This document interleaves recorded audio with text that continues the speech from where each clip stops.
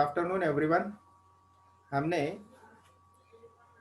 द्रव्य गुण कर्म सामान्य विशेष समवाय अभाव सप्त पदार्थाः तर्क संग्रह में न्याय दर्शनकार एवं वैशेषिक दर्शनकारों ने भी जिसका अनुनय किया है, एक्सेप्टेंस किया है, ऐसे सप्त पदार्थ हमने इनकी गणना की है। और पृथ्वी अब तेजो वायवाकाश काल दिगात्म मनांसी नवैव, तो ये 9 द्रव्यों में से हमने 5 द्रव्यों का अध्ययन किया है। उसके बाद हमने 41 गुण जो है सार्था गुरुवादयो बुद्धि प्रयत्नांता परादयाः, इनका हमने अध्ययन करना प्रारंभ किया और उसको हमने आगे ले जाना है। कर्म पदार्थ या कर्म विज्ञान हम देखने जा रहे हैं। अब आयुर्वेद में अपेक्षित कर्म यह शब्द विशेषतः चिकित्सा कर्म के लिए आया है और चिकित्सा विभिन्न अर्थों से उसका हम उपयोग करते हैं या विभिन्न परिप्रेक्ष्य से हम उसका उपयोग करते हैं अंगों से, जैसे शोधन कर्म, यानी आप यहाँ पे चित्र देख रहे हो, वमन, विरेचन, बस्ती, रक्तमोक्षण, नस्य इत्यादि। उस पे सर्जरी, शल्य कर्म, सर्जरी के जो प्रोसीजर्स रहेंगे, लेखन इत्यादि, पाटन, भेदन, इनको भी हम कर्म कहते हैं। तो इस प्रकार से, या फिर औषध निर्माण में विभिन्न कर्म रहेंगे, जैसे भावना देना, किसी चीज को उबालना, या फिर किसी पदार्थ को या द्रव्य को शुद्ध करना, बायोप्यूरिफिकेशन उसका करना, ताकि उसका औषधि उपयोग हम कर सके। इन सभी इत्यादि अर्थों में इन कर्म शब्द का आयुर्वेद में प्रयोग यत्र तत्र किया गया है। तो आपके सामने अभी इस कर्म विज्ञान में syllabus point of view central council of Indian का हमारा पदार्थ विज्ञान पेपर फर्स्ट पार्ट बी में कर्म विज्ञान में 3 पॉइंट आते हैं। सबसे पहले लक्षण, यानी उसका डेफिनेशन या व्याख्या, क्लासिफिकेशन इन न्याय, दैट इज न्याय दर्शन द्वारा जो वर्गीकरण या प्रकार उसके बताए हैं उसको हम देखेंगे।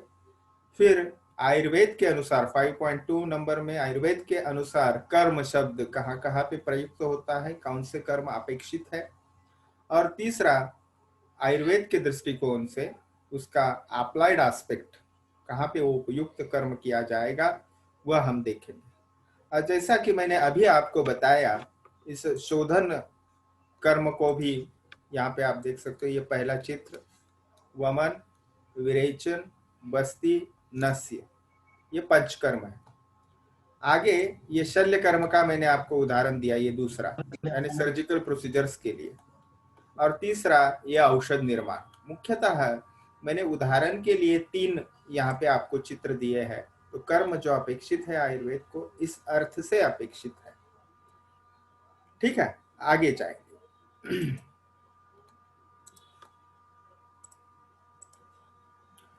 सबसे पहले हमने, जैसे हमने अभी गणना की, कौन कौन से पदार्थ है, तो द्रव्य, गुण, कर्म।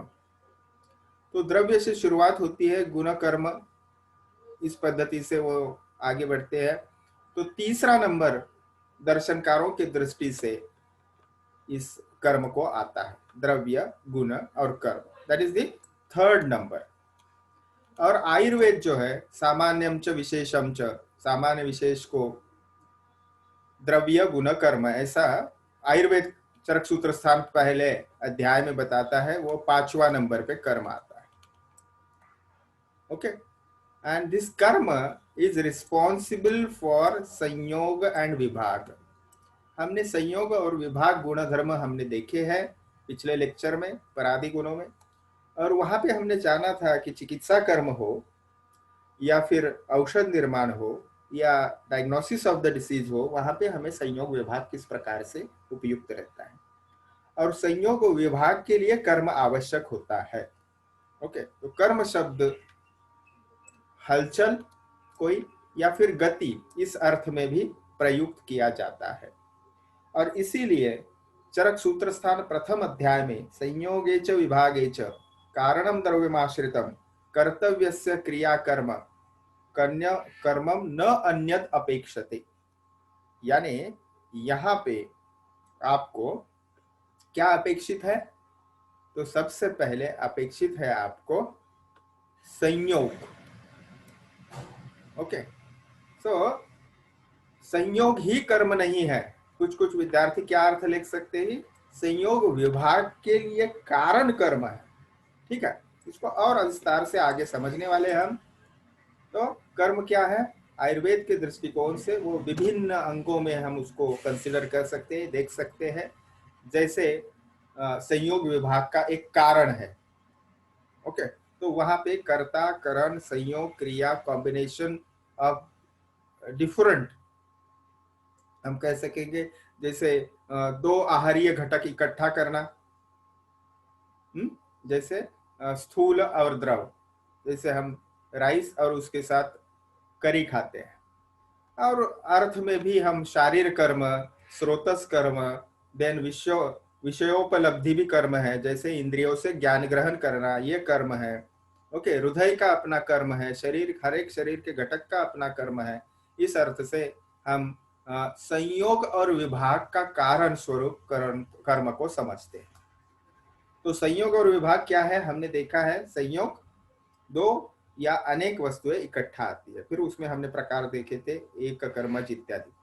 विभाग भी उसी प्रकार से। अब देखिए दूसरा अर्थ कर्म का, यहाँ पे संयोग विभाग के लिए कारण, ये पहला देखा हमने, कॉज ऑफ संयोग विभाग। दूसरा प्रवृत्ति अर्थ, तो कोई भी कार्य है उसके लिए जो भी हम प्रोसीजर करेंगे, जैसे वमन कराना है तो वमन की तैयारी, पहले रुग्ण की तैयारी से लेके औषध की तैयारी और साक्षात प्रोसीजर, तो वो प्रवृत्ति, प्रवृत्ति कार्य समारंभ ऐसे कहते हैं। अब तीसरा है कार्य, साक्षात चिकित्सा कार्य। और चिकित्सा कार्य में भी मैंने जैसे उदाहरण दिया, पंचकर्म, वमन विरेचन इत्यादि, शल्य कर्म यानी भेदन, पाटन इत्यादि, और सामान्य विशेष प्रवृत्ति। ये सामान्य विशेष प्रवृत्ति क्या है, ये शमन चिकित्सा के लिए शब्द आया है।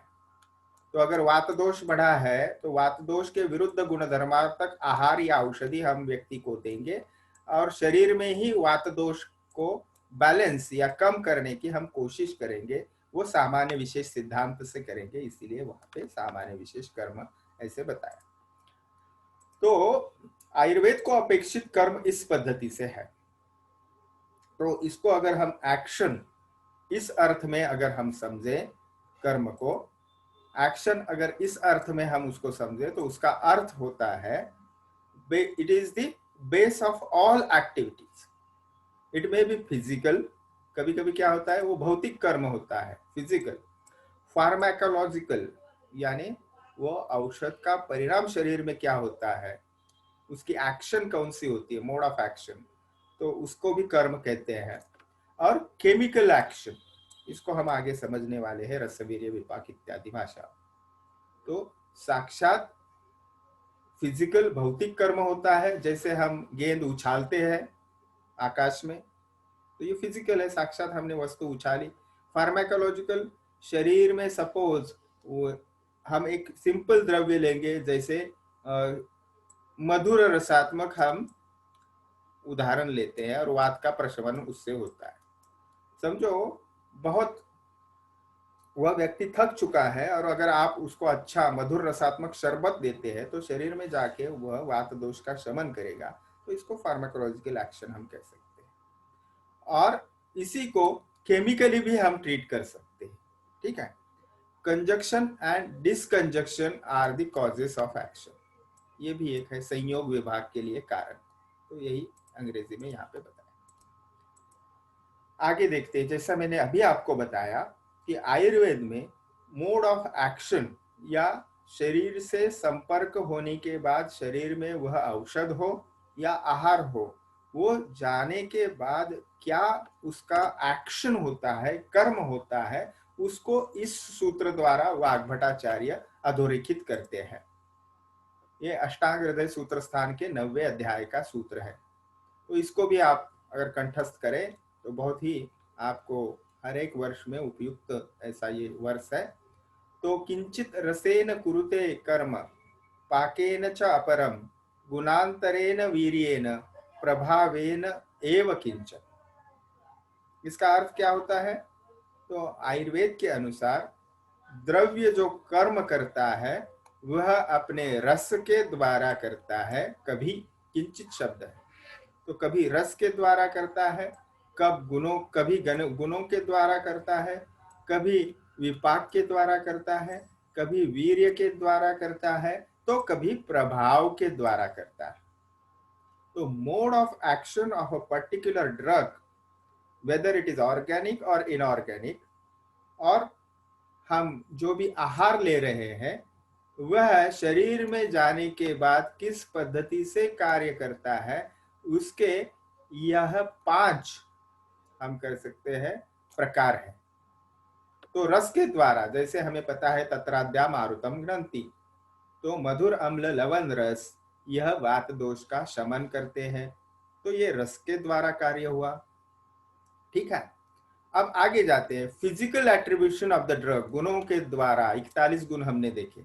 उसमें हमने देखा कि रुक्ष गुण है, समझो ये अभी विंटर सीजन में रुक्षता शरीर में बढ़ती है, और इतनी रुक्षता, ड्राइनेस बढ़ता है कि हम अपने स्किन के ऊपर अगर खरोच दे तो वहां पे एक लाइन उठ जाती है। ठीक है, उसको रुक्ष गुण कहते हैं। अभी उसके विपरीत गुण हमने देखा है स्निग्ध, गुरुवादी गुणों में। अगर स्निग्ध गुण का तैल का अगर आप एप्लीकेशन करते हो और वो रुक्षता कम होती है 2-3 दिनों में, तो वो तैल ने जो काम किया, तिल तैल ने, वह गुण के द्वारा किया, स्निग्ध गुण के द्वारा इस रुक्षता के ऊपर विजय प्राप्त की। तो वहां पे गुणों के द्वारा कार्य किया। अब देखिए विपाक। विपाक क्या है? उसको कहते हैं कि जो बाह्य षड्रुस युक्त आहार होता है, मधुर अम्ल लवण तिक्त उष्ण कषाय, वो शरीर में जाने के बाद वो 3 टेस्ट में, उसको मैं बॉडीली टेस्ट बोलता हूं सिंपल लैंग्वेज में, external 6 tastes are converted into bodily 3 taste. Now why I am saying bodily 3 tests? Because those tests are assimilated or accepted by body easily. It can be assimilated. And that's why here the translation is end product of all digestive transformation of the drug. तो त्रिधा विपाको द्रव्यस्य स्वादु अम्ल कटुवात्मका। अब अम्ल रस का अम्ल विपाक होता है, यानी बाह्य अम्ल रस का शरीर में जाने के बाद अम्ल विपाक ही होता है। तो आप बोलोगे अम्ल is converted in amla, sour is converted into sour taste. How it is? Now what is the change? Yes, there is a change definitely, because the external sour taste cannot assimilated in the body as it is, but when it is converted into amla vipak, it can be accepted by the body. Anyway, कहने का तात्पर्य है कि कभी द्रव्य विपाक के द्वारा कार्य करता है। अब आगे देखते हैं वीर्य। वीर्य क्या है? तो जैसा मैंने बताया, शीत और उष्ण ये 2 प्रमुख द्विविध वीर्य बताए हैं। आप जब द्रव्यगुण विज्ञान विषय दूसरे वर्ष में देखोगे, विस्तार से ये सभी वहां पे चीजें आने वाली है। रादर रस वीर्य विपाक प्रभाव, ये जो अभी मैं आपको बता रहा हूँ 1-2 मिनट में, ये पूरा आपको फर्स्ट पेपर ही ज्यादा से ज्यादा इसके ऊपर आता है। तो वहां पे वीर्य के 8 प्रकार भी बताए हैं, और वो गुण के अनुसार प्रकार है। एनीवे, अगर शरीर में औष्ण्य बढ़ता है तो वहां पे आपको कूल पोटेंसी वाले ड्रग्स देने पड़ते हैं। तो active principle by with the potency is characterize like cool और हॉट। सो कभी कभी द्रव्य जो है वो वीर्य के द्वारा काम करता है, और जब भी आपको रस गुण विपाक वीर्य इनके द्वारा वह काम करता है नहीं करता है, ये लॉजिकली आप फाइंड आउट नहीं कर पाते, तब द्रव्य का कार्य दिखता है, उसे प्रभाव कहता है। Actually the therapeutically activity of the drug in the individual, जैसे अष्टांग हृदय सूत्र स्थान में भी आपने उदाहरण देखा है कि दंती और चित्रक का, इनके रस गुण विपाक वीर्य सेम है, लेकिन चित्रक ग्राही है और दंती विरेचक है। कहने का तात्पर्य, ये जो हम कर्म विज्ञान देख रहे हैं आयुर्वेद में, mode of action of drug, और हम जो आहार लेते हैं उसका परिणाम शरीर के ऊपर क्या होता है, there are this 5 options are there. So कुछ द्रव्य रस के द्वारा, कुछ द्रव्य गुण के द्वारा, कुछ द्रव्य विपाक के द्वारा, कुछ द्रव्य वीर्य के द्वारा, और कुछ द्रव्य प्रभाव के द्वारा काम करते हैं। यह कहने का तात्पर्य है। ये आयुर्वेद की फार्माकोलॉजी है जो हमने दूसरे वर्ष में विस्तार से देखनी है। ठीक है, अब आते हैं इन जो हमारे सिलेबस के पॉइंट वाइज उसको हम डिस्कस करते हैं कर्म विज्ञान को। तो सबसे पहले कर्म की निरुक्ति, यानी संस्कृत भाषा की दृष्टि से कर्म शब्द कैसे तैयार हुआ है। तो क्रियते इति कर्म, यानी जो करा जाता है उसे कर्म या क्रिया कहते हैं। यानी ये कर्म शब्द जो है वो क्रियते शब्द से बना है और उसका अर्थ ही है गतिशील व्यापार। तो फॉर एग्जाम्पल, कोई एक वस्तु इस जगह है, एक टेबल है, और उसको उठा के हम, कुर्सी या टेबल है, उसको उठा के हम रूम के दूसरे कोने में रख देते हैं या रूम के बाहर रख देते हैं। ये जो गतिशील व्यापार है, वो कुर्सी आपने उठाई और वहां से उठा के कहीं रख दिया अन्य जगह पे, तो वो गति है, वहां पे मोमेंट है, तो उसको कर्म कहते हैं। अब मोस्ट फ्रिक्वेंटली आस्क्ड क्वेश्चन यहाँ पे आपके सामने प्रस्तुत है, देखिए। तो ये श्लोक मुख्यतः एकम द्रव्यम अगुणम संयोग विभागेषु कारणम अनपेक्ष इति कर्म लक्षणम। तो ये क्या है? चरकाचार्य कहते हैं प्रयत्नादि कर्म चेष्टितम उच्यते। तर्क संग्रहकार कहते हैं चलनात्मकम कर्म। तो चेष्टा यानी हलचल और उसके लिए प्रयत्न इत्यादि जो क्रियाएं की जाती है उसको कर्म कहते हैं, ऐसे चरकाचार्य कहते हैं। इस व्याख्या में देखिए, प्रयत्नादि कर्म यानी चेष्टा इत्यादि, तो इसमें चेष्टा शब्द का अर्थ है हलचल या क्रिया, जिसमें प्रयत्न भी आता है। प्रयत्न यानी आप जो फर्स्ट आप जो एफर्ट लेते हो उसको प्रयत्न कहते हैं। अब ये जो दर्शन शास्त्र की व्याख्या है वो क्या है, देखिए। कर्म कैसे है? अगुण। अगुण यानी कर्म गुण नहीं है, क्योंकि हमने देखा है कर्म गुण द्रव्य में आश्रित होते हैं, इसीलिए कभी कभी गुण और कर्म को एक ही समझा जाता है। तो ये अलग है, इसलिए कर्म गुण नहीं है, दोनों द्रव्याश्रित है। इसीलिए कभी कभी ऐसे होता है कि कर्म और गुण समान है क्या, क्योंकि दोनों द्रव्याश्रित है। तो ऐसा नहीं है, वो क्या है? अगुण है, यानी गुण नहीं है, लेकिन संयोग विभाग के लिए कारण है, इसीलिए उसको कर्म कहा जाता है, या ऐसा लक्षण युक्त पदार्थ को कर्म कहते हैं। अब ये व्याख्या बिल्कुल प्रसिद्ध है, इसको तो आपने कंठस्थ करना ही है। संयोगे च विभागे च कारणम द्रव्यमाश्रितम कर्तव्यस्य क्रिया कर्म कर्म न अन्यत अपेक्षते। चरक सूत्र स्थान पहला अध्याय। यानी जो संयोग विभाग के लिए कारण है, तो आप समझोगे कि संयोग विभाग शब्द का ही प्रयोग क्यों कर रहा है, क्योंकि जो भी समस्त क्रियाएं हैं, कौन सी भी हो, वो पंचकर्म की हो, वो औषध निर्माण की हो, या सर्जिकल कोई प्रोसीजर हो, इन सभी क्रियाओं को हम इन दो क्रियाओं में संयोग या विभाग इनमें बांट सकते हैं। जैसे हमने संयोग विभाग गुण के अध्ययन के वर्ग देखा, अपने विकृत कफ है उसको वमन के द्वारा शरीर से बाहर निकाला जाता है, तो उसको विभाग कहते हैं, विभाग का एक स्वरूप है वो।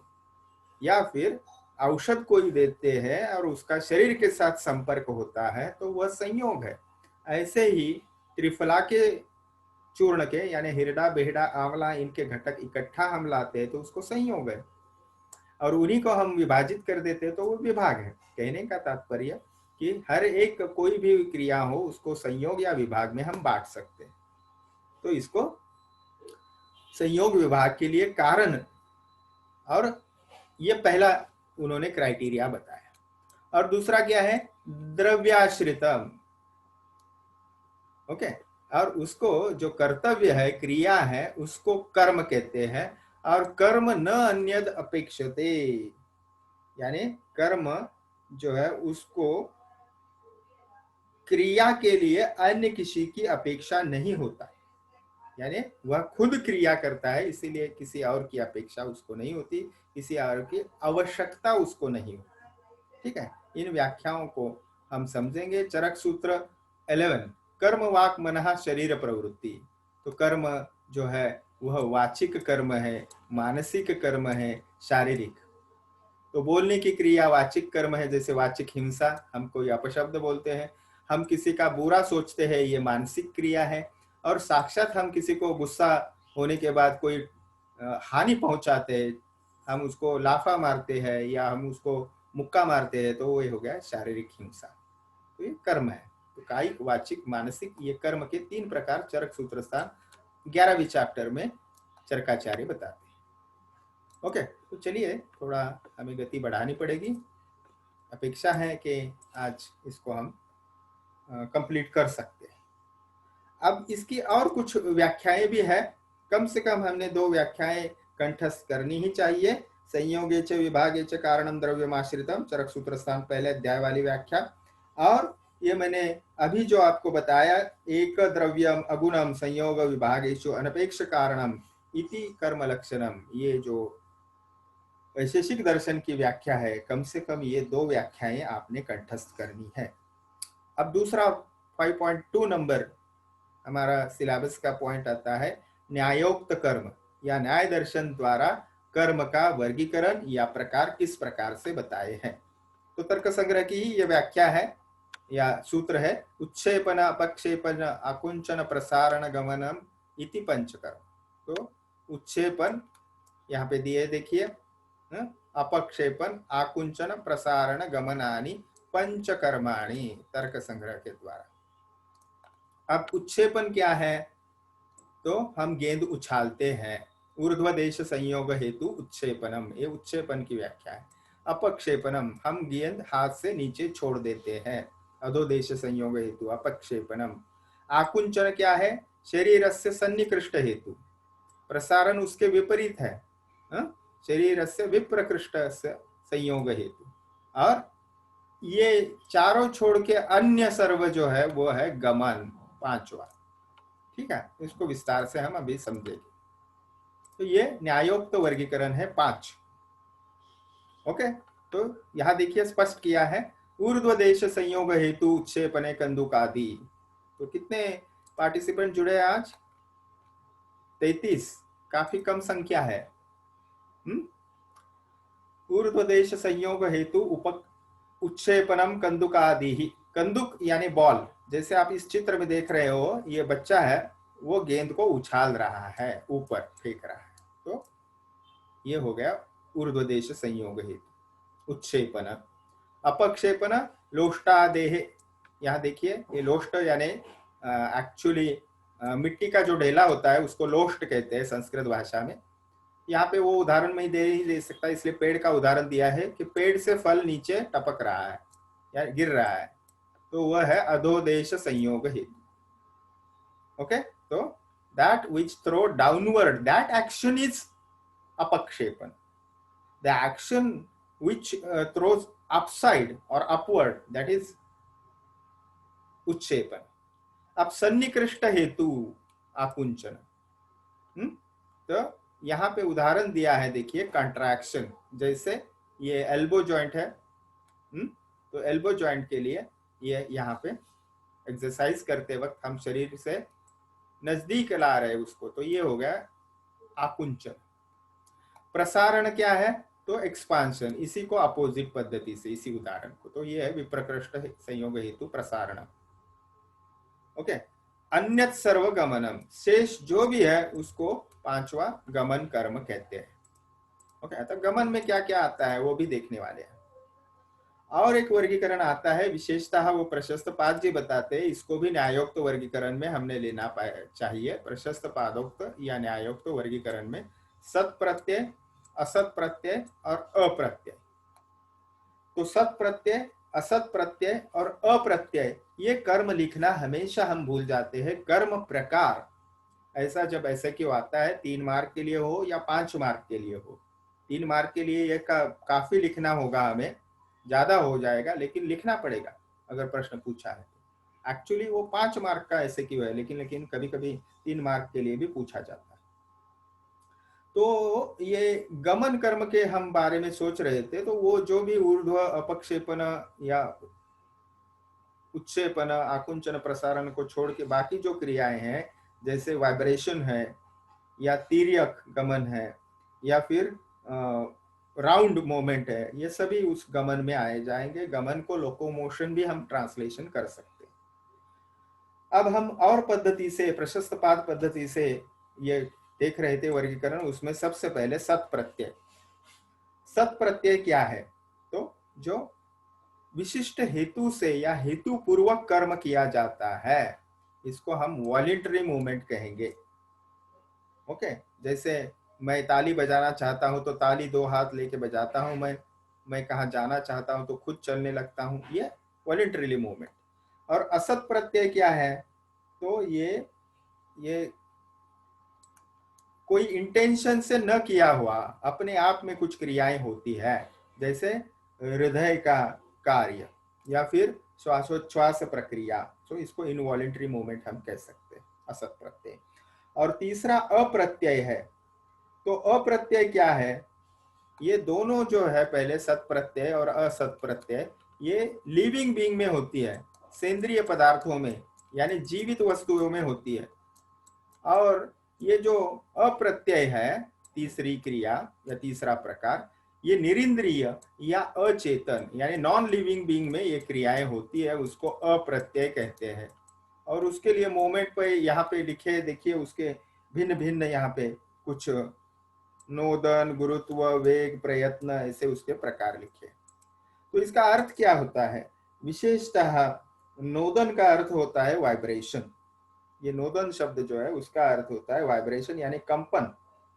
या फिर आप कोई चीज को ढकेलते हो, या फिर आप कोई बाजा बजाते हो, या सिर्फ आप किसी को प्रेरित करते हो कुछ करने के लिए, जैसे खेलो या फिर एक्सरसाइज करो, तो ये सब नोदन कर्म में आता है। गुरुत्व, गुरुत्व क्या है? तो गुरुत्व, इसको विशेषतः अचेतन पदार्थ जैसे लोहे का गोला या गेंद है, वो आप हाथ से छोड़ देते हो तो अपने आप नीचे जाता है, तो वह है गुरुत्व। ये भी अप्रत्यय में यानी निरिंद्रिय जो अचेतन वस्तु है उसमें। और तीसरा है वेग, और चौथा है प्रयत्न। वेग क्या है? तो गति।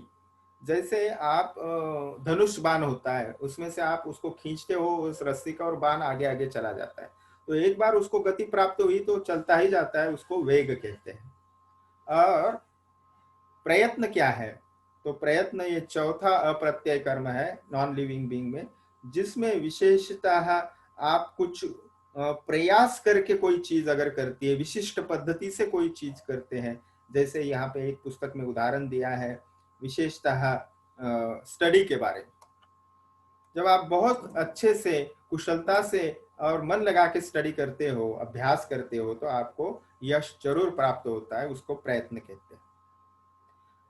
अब चरकोक्त कर्म के भी प्रकार, जैसे मैंने थोड़ी देर पहले आपको बताया, यहाँ पे देखिए इस श्लोक में मैंने वो स्पष्टीकरण आपको दिया था। अगर कर्म, वाक, मन, शरीर, प्रवृत्ति, तो वाचिक कर्म यानी बोलना, मानसिक कर्म जैसे आप आपकी सात्विक वृत्ति बढ़ाने के लिए आप अच्छा चिंतन करते हो, या शारीरिक कर्म कर्म जैसे आप स्नान इत्यादि क्रिया, अभ्यंग इत्यादि क्रिया करते हैं। और भी उसके बहुत सारे प्रकार हो सकते हैं, लेकिन हम इसको थोड़ी और आसानी से समझने का प्रयास करते हैं। जैसे आयुर्वेद में दोषों की त्रिविध गति बताई है, और वह कैसे, देखिए, ऊर्ध्व, अध, तिर्यक। तो दोषों की जो गति होती है वह इन 3 प्रकार की होती है। तो जैसे वमन द्वारा ये कफ हम बाहर निकालते हैं तो ऊर्ध्व गति है। विरेचन द्वारा हम पित्त को बाहर निकालते हैं तो ये हो गई अधक गति।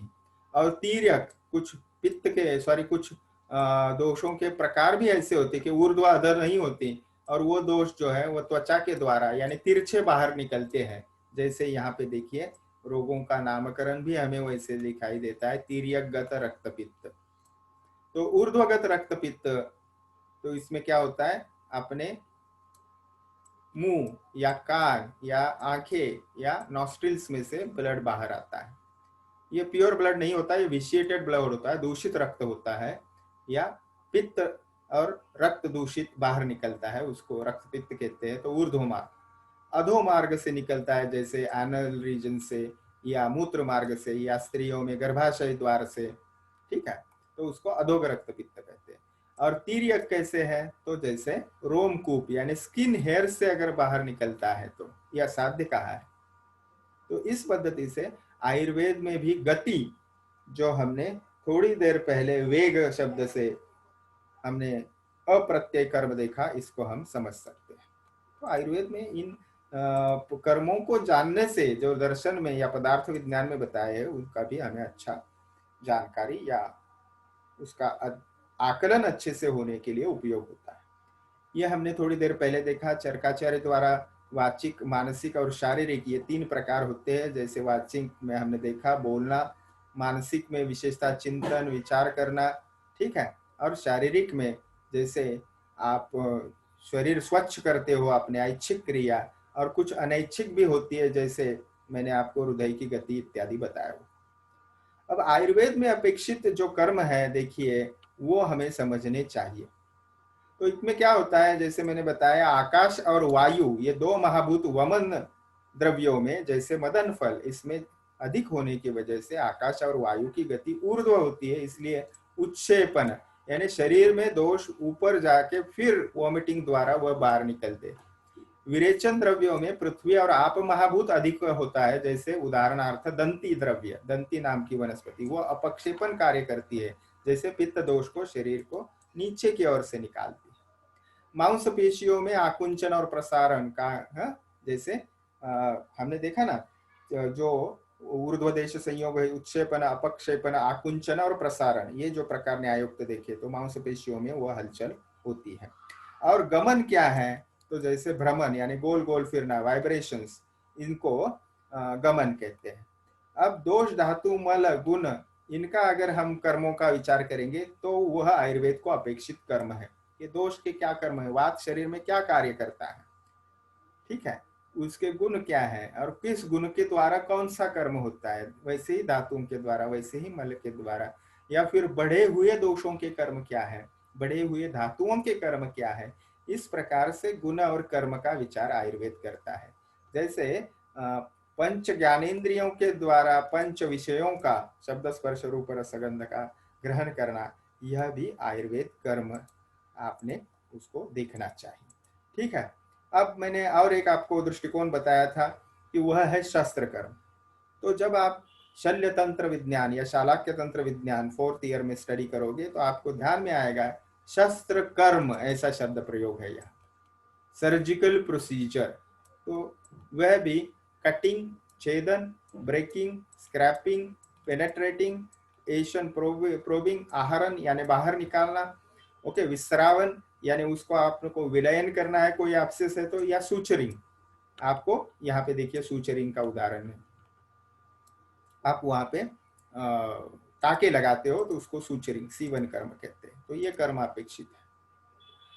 अब गुण और कर्म दोनों द्रव्याश्रित होने की वजह से बहुत लोग उसको समान समझते हैं, उसका यहाँ पे व्यवच्छेद करने के लिए, या कभी कभी ये पूछा भी जाता है प्रश्नों में आपको ऐसे क्यों के तौर पे, गुण और कर्म के भेद बताइए। तो ये प्रमुख मुद्दे यहाँ पे हम उसकी चर्चा करेंगे। तो गुण क्या है, चेष्टा रहित है, कर्म स्वयं चेष्टा करता है, ओके, तो ये पहली बात होगी। दूसरा है कि द्रव्य गुण प्रेजेंट इन बोथ मूर्त एंड अमूर्त, दोनों में होते हैं गुण। कर्म जो है वह विशेषतः मूर्त में होते हैं, वह क्या है, स्वजातीय कर्म करते हैं। अमूर्त द्रव्य क्या करते हैं, विजातीय कर्म करते हैं या विजातीय व्यापक वो होते हैं। अब इसका अर्थ क्या समझेंगे, तो हम सिंपल लैंग्वेज में कह सकते हैं कि जिसको हम समझ सकते हैं, देख सकते हैं, वह हो गए मूर्त। ओके, आगे देखते हैं संयोग और विभाग।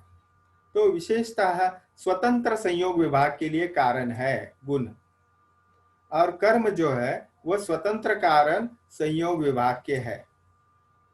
ओके, यह कारण नहीं है, नॉट, सॉरी, संयोग विभाग के लिए स्वतंत्र कारण नहीं है, तो ये संयोग विभाग के लिए स्वतंत्र कारण है। आगे और एक यहाँ पे चौथा शक्ति। तो शक्ति कैसी होती है गुणों में? इंटरनल पावर और यहाँ पे एक्सटर्नल पावर के स्वरूप में होते, बाह्य स्वरूप में। गुणों की संख्या कितनी है? 41। कर्मों की संख्या कितनी बताई? ज्यादा से ज्यादा 5।